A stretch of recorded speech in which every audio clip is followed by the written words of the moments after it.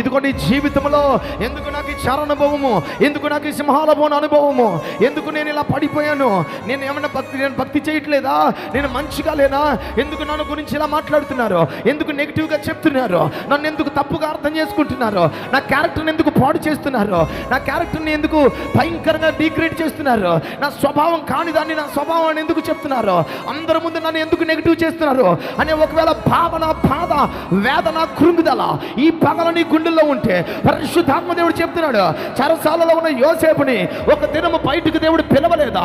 ఇదిగో మరణానికి అప్పగించబడిన ప్రభువు 3వ దినమున తిరిగి లేవలేదా? లేచిన తర్వాత ఒక టెస్టిమోనీగా నువ్వు సాక్ష్యార్థమై అనేకుల ఎదుట నువ్వు నిలబడబోతున్నావు. చప్పలు కొట్టండి. ప్రభు చెప్తున్నాడు, ఏదైనా నింద, అవమానము, నేరములు, కష్టములు దేవుని నామము నిమిత్తం పొందుకోండి.